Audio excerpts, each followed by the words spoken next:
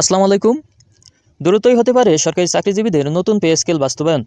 সরকার কিন্তু ইতিমধ্যে গতকাল একটি প্রজ্ঞাপন জারি করেছে, যে প্রজ্ঞাপনে বলা হয়েছে সরকারি সামরিক বাহিনীর কর্মকর্তা কর্মচারীদের জন্য নতুন পে কমিশন গঠন করা। তো এখানে নতুন পে কমিশন গঠন করেছে সরকারি সামরিক কর্মকর্তা কর্মচারীদের জন্য সরকার। তো সেখানে একটি সময়সীমা বেঁধে দেওয়া হয়েছে এবং সে বিষয়ে আমাদের চ্যানেলেও কিন্তু ইতিমধ্যে একটি ভিডিও আপলোড করা হয়েছে। আপনারা যারা দেখেননি ভিডিওটি দেখে আসবেন। তো এই সময়সীমা এখানে 31শে অক্টোবরের ভিতরেই এই পে কমিশন তাদের রিপোর্ট প্রদান করার কথা বলা হয়েছে।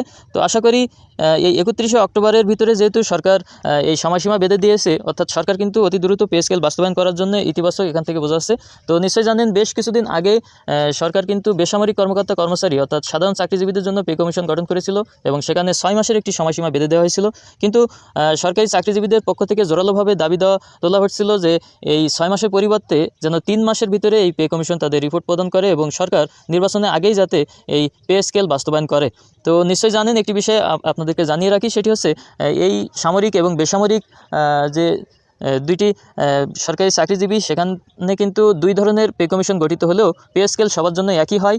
তো যেহেতু 31 অক্টোবর সামরিক বাহিনীর জন্য গঠিত পে কমিশন তাদের রিপোর্ট প্রদান করবে, এর মধ্যে 31 অক্টোবরের ভিতরে, সেহেতু সাধারণ চাকরিজীবীদের জন্য গঠিত পে কমিশনও কিন্তু এর আশেপাশের সময়ে এই পে কমিশন তাদের রিপোর্ট প্রদান করতে পারে। অর্থাৎ 31শে অক্টোবরে আশেপাশে সাধারণ চাকরিজীবীদের জন্য গঠিত পে কমিশন তাদের রিপোর্ট প্রদান করলে সরকার কিন্তু অতি দ্রুত পে স্কেল বাস্তবায়ন করতে পারবে এবং সরকার কিন্তু পে স্কেল দেওয়ার বিষয়ে ইতিবাচক। সে বিষয়ে আমরা বেশ এর আগেও অনেকবার বলেছি আপনাদেরকে। তো নিশ্চয়ই সরকারি চাকরিজীবীদের পক্ষ থেকে যেহেতু দাবি দেওয়া তোলা হচ্ছে এবং এই নতুন গঠিত পে কমিশন দুইটি পে কমিশনে কিন্তু একসাথে বা সমন্বয় করে কাজ করার কথা বলাও হয়েছে ইতিমধ্যে। তো আশা করি সরকার অতি দ্রুত পে স্কেল বাস্তবায়ন করার জন্য একটি তাগিদ দেবে এবং পে কমিশন সেই অনুযায়ী দ্রুত তাদের কাজ শেষ করে সরকারের কাছে প্রতিবেদন জমা দেবে। তো সরকারি কর্মচারীদের পক্ষ থেকেও এমন জোরালো দাবি পেশ করা হচ্ছে এবং সেটি যদি দ্রুত কার্যকর করা হয়, সরকারি চাকরিজীবীরা নিশ্চয়ই উপকৃত হবে।